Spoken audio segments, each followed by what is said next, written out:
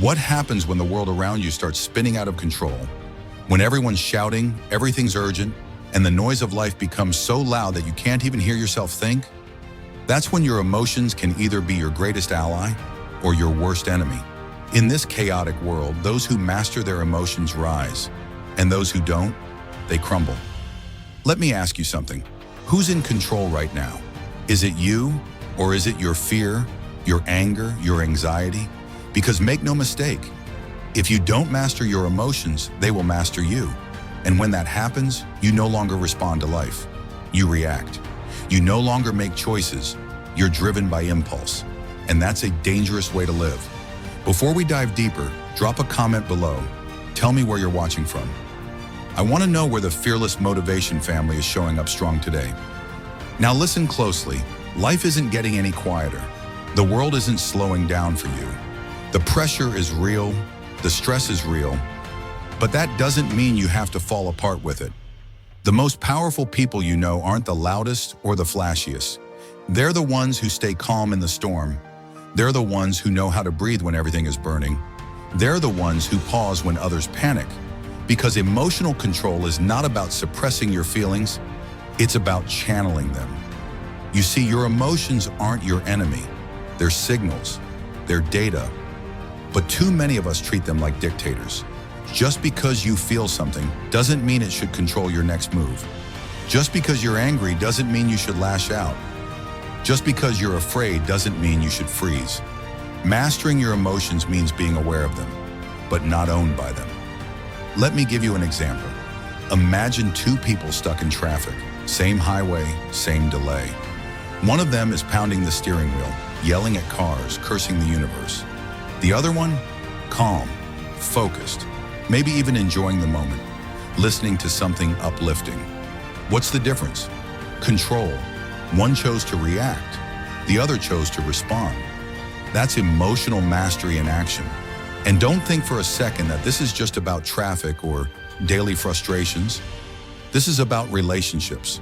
This is about your career. This is about how you show up in life. When you're emotionally reactive, you sabotage opportunities. You push people away. You destroy trust. But when you're emotionally disciplined, people feel safe around you. You become the anchor in chaotic situations.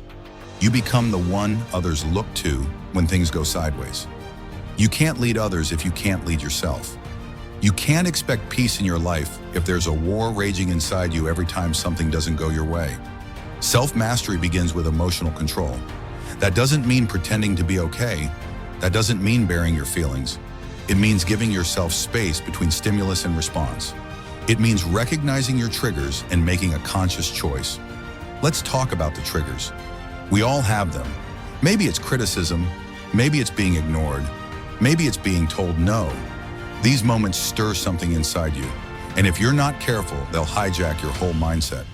But when you learn to pause, when you learn to take that breath, to ground yourself in the present, you regain control. Meditation, journaling, therapy, prayer, whatever tools you need, use them. Emotional control isn't something you fake. It's something you build. Like a muscle, you train it daily. And some days you'll fail, you'll snap, you'll fall back into old patterns. That's okay. The point isn't perfection, it's progress. And here's something most people don't realize. Emotional control gives you freedom. It gives you power. When you can master your emotions, you stop being a slave to every situation. You stop letting circumstances dictate your state of mind. You start choosing how you feel, how you think, and how you act. Imagine walking into a room full of tension and being the calmest person there. Imagine facing bad news and still holding your peace. Imagine having an argument but not losing your character. That's strength. That's emotional discipline. That's the mindset that wins long term. Let's get practical. Next time you feel yourself getting overwhelmed, don't speak, don't type, don't act, just breathe. Inhale deeply, hold it, and exhale slowly. Give yourself that buffer. Even 5 seconds of silence can prevent 5 hours of damage. Create space between the emotion and the action. Because once words are spoken, once decisions are made in anger, they can't be taken back. Now think about the people who always seem calm, focused, centered. They weren't born that way. They built it through pain, through failure, through self-awareness. They built routines that keep them grounded. Morning rituals, exercise, reading. They feed their mind better thoughts so they feel better emotions. It's all connected. You can't expect emotional control if you're feeding your mind garbage. If you're always consuming drama, negativity, fear, you will reflect that. But when you start feeding your mind discipline, faith, resilience, you will live that. So here's your challenge. Start paying attention. Notice what triggers you. Notice how you react. Then ask yourself, is this how I want to respond? Is this how my best self would act? The moment you pause and ask that question, you've already taken back control. This world will keep testing you. People will disappoint you. Plans will fall apart. Pressure will mount. But your power isn't in controlling the world. It's in controlling yourself. Master your emotions, or they will master you. That's the truth. If this message hit home, make sure to hit that like button, subscribe to Fearless Motivation, and share this with someone who needs to hear it today. And don't forget, drop your city or state in the comments. Let me know where my warriors of discipline are tuning in from. We're in this together.